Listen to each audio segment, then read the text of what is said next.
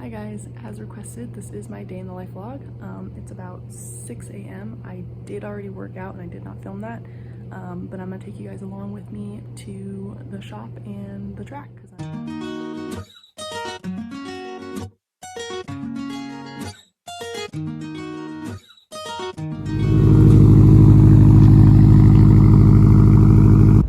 Alright, slight update. I went to Starbucks. It's now like 7:15. I went and worked for about an hour. Leaving Safeway and heading to the track.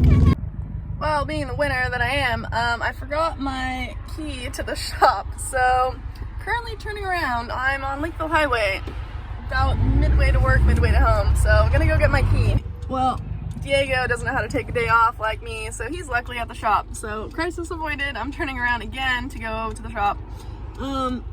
This has been my week because on Tuesday I went to the DMV to get a real ID. Just to wait and get called up to the counter to be told that, and I quote, "Sweetheart, you already have a real ID." So that's how my week's been going, guys. Alright guys, I made it to the shop. I gotta pull these out so I can pull the Subaru in here, let it cool off, and then I will start wrenching on it. Upper radiator hose, belts, everything I need to do. Car's jacked up. I got given the proper amount of shit for leaving just the jack under my rear diff and not putting actual jack stands, so fix that. Got jack stands all around. Oil is draining. I had to do my screwdriver trick for the filter because I am weak and can't get it off. Alright, this is not a how-to, but this is what I do. Obviously you want to replace the crusher washer. New filter should have come with one. Crusher side up. New filter. You're going to take your oil and put some oil on it before you put the filter on. I use this for the Subie.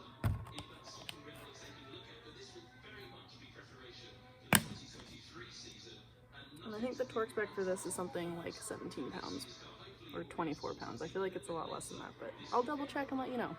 Whatever torque spec I said was wrong. It's 33 foot-pounds for your drain plug. Filter's back on, drain plug is back on, torqued it. Alright, the car is still kind of hot, but I'm going to go ahead and drain some of the coolant. I'm going to try and drain it just below this, not the whole system, so I can just do this hose, and then once that hose is removed, I will have more room to do my two belts. So let's crawl under and do that. Is the little plastic guy, which you're not going to be able to see, but there's a little thing right here that you can drain from the radiator, and then you just got to watch and monitor how much comes out. Should be drained below this hose, so I'm gonna go ahead and take this off, and yeah. Transparent here. I did definitely not drain that enough because coolant is all over the ground, but live and learn. Now I gotta detail a little bit, but I'm gonna do my two belts. So you had to take the plastic cover off, get to this step. You gotta loosen this bad boy, loosen this bad boy, and then the alternator pops down, and you can take this first belt off, and then we're gonna get the second one off. So for the AC belt, you wanna spray these bolts with Tri-Flow or PV Blaster, whatever your preference is, and then you're gonna loosen this one, and then the tensioner, and then this should get real loose, and then you'll be able to pull this off, and then we can put the new ones on. Right, both new belts are installed. Everything's tight. I just gotta do my radiator hose, and then fill up the system, burp it, and the car is good to go. I'm gonna fill it up with coolant. Don't really like how that ended up sitting, but can't do anything about it. But almost done burping the system.